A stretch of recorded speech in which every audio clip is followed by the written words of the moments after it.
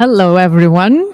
Our microphones are working finally, so Woot let's woot. get started.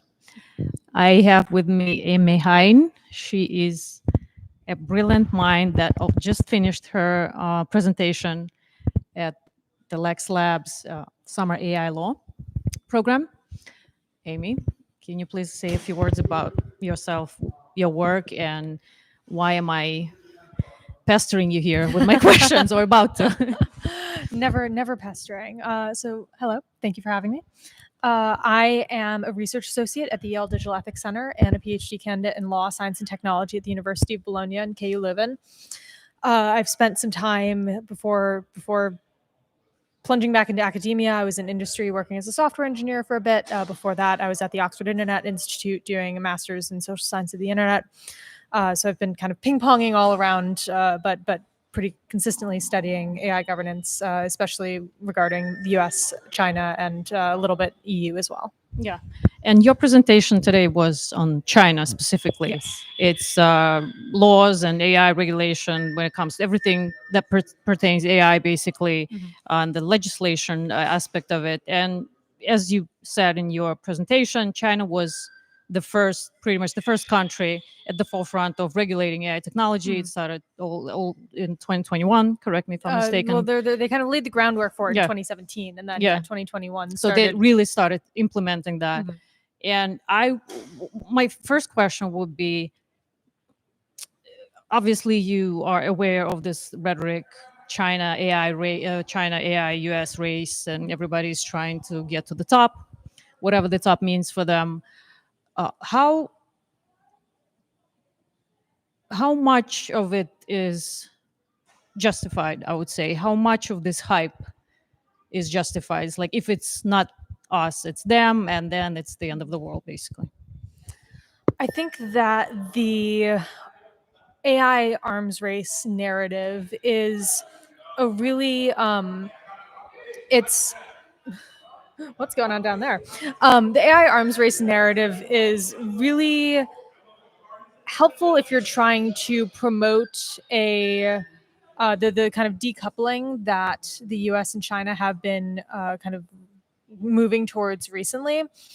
It's not super helpful if you're trying to promote global cooperation on really anything related to AI or geopolitics as a whole. And so I think that and the arms race narrative, when kind of ratcheted up in the way that we've seen it sometimes, also I think poses broader geopolitical risks, because AI becomes both a driver of this narrative of these increased risks, but then also kind of a tool and a lever that countries are using as kind of a weapon in this race. So And as an excuse to some extent to yeah, do whatever they are doing. So exactly. it's just the gloves are off. So if it's Because for this greater good, we need to beat China in AI. So we right now the U.S. narrative is we need to beat China in AI, so we can't regulate it at all. yeah, Which I think is a pretty problematic one.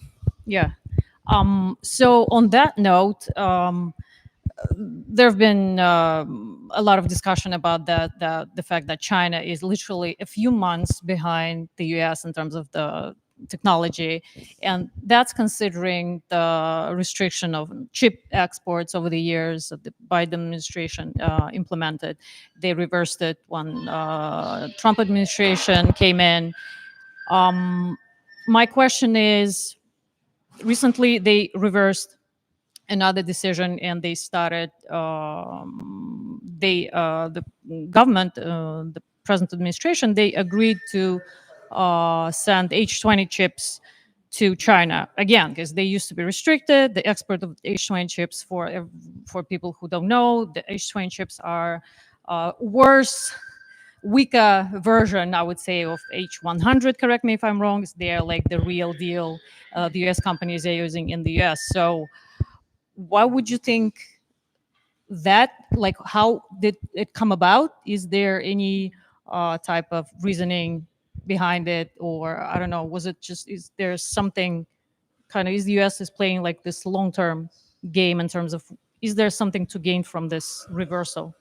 Yeah, so I mean, there was kind of directly something to gain from that reversal, which is that that was part of a bigger deal where China agreed to loosen some export restrictions that they had put on rare earth minerals, which are a critical component of semiconductors. They're used in electric vehicles. They're used in smartphones.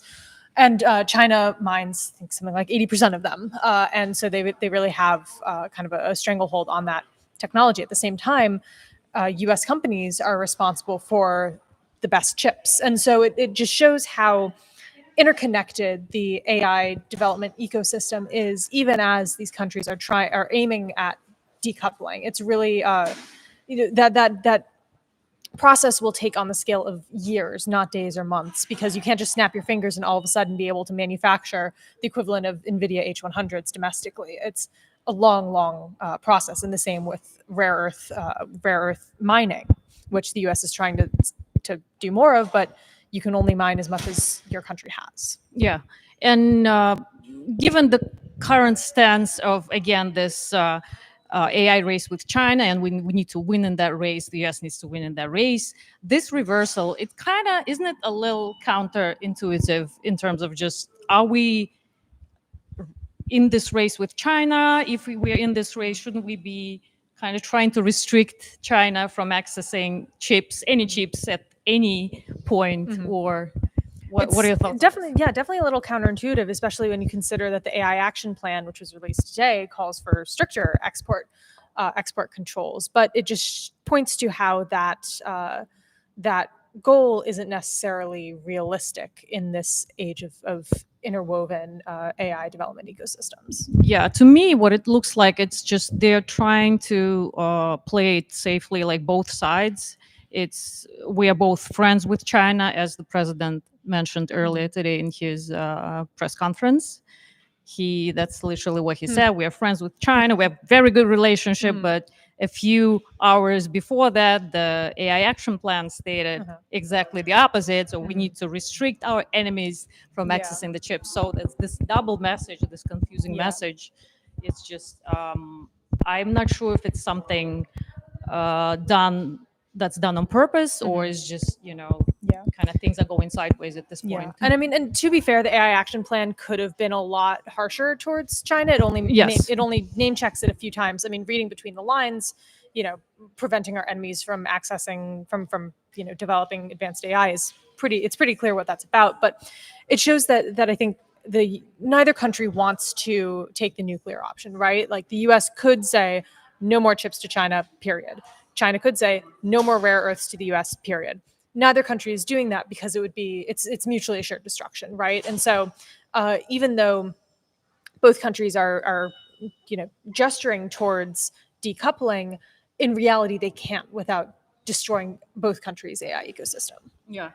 And last question, kind of not really pertaining to export controls or anything like that, but sovereign AI. So with kind of the rhetoric has been on the rise lately. So every country is making its national priority to develop its own AI models, to develop their own data sets, just to kind of accumulate as much of AI stack as possible.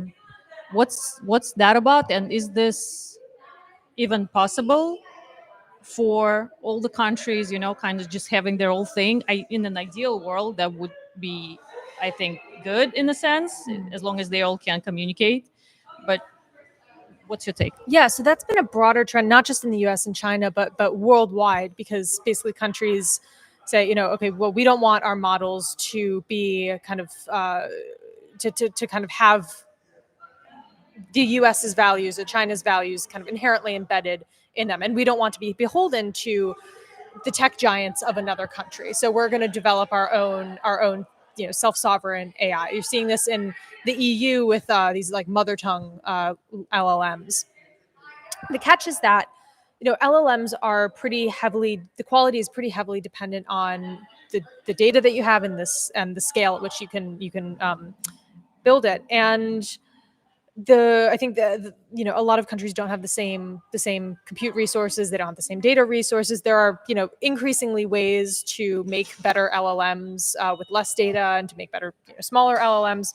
but the best ones are still kind of the giant proprietary models. And so I think that's definitely a trend that you're going to see. But they definitely have the same ambitions to Exactly, just yes. develop that. Take South Korea, for example. They are, I think they've been working on Clover, their variant of ChatGPT, so to speak, right? The Brazil is working on their own thing. Russia is working on has developed a GigaChat bot. So kind of just everyone is trying to like offset this U.S. dominance because obviously the major AI models are coming from the U.S. and trained on predominantly on the U.S. The English language. So other countries are starting to have problems with this. Yeah, and as these models debut, it's going to be really interesting to see, how they perform on benchmarks, both in in English, but then also in kind of native languages, and then just how they're adopted. And I think another interesting thing that we'll have to see is, obviously China with its open source AI push is trying really hard to get its domestic models adopted elsewhere. So you're probably going to see countries that don't have the resources necessary to develop their own kind of top tier LLMs, potentially adopting either those, or if the US can get some better open source models, potentially US's. I mean, Llama has been hugely popular worldwide, but there's concerns precisely because it's open source. Exactly, so precisely because it's open source, but there's concerns that that's falling behind, and that Meta is potentially considering going closed source. At the same time, OpenAI is promising that they're about to release an open model. Exactly. So there's this kind of open open source model going on as well. That's what I was going to say. OpenAI, probably they were inspired, and I use that word very liberally, by DeepSeek earlier this year. Sam Altman said in a Reddit AMA that DeepSeek made them realize that was they were a major kind of on the wrong side of that. So probably we might see more open weight models. I wouldn't call them open models, but open weight models, because there's debate on that as well. There's a whole spectrum of openness. We could spend another 20 minutes talking about that. I'm not going to get there. But I mean, it's going to be, again, every month is just it's like a different set of circumstances, and something else happens. Something new happens every month. Constant whiplash. Exactly. So we all are trying to keep up with things. And thank you so much, Emmie, thank you for having me, being on, and for your presentation. And I'll see you later at this event throughout the week. Indeed. And thank you so much all for being with us. Thank you. Thank you.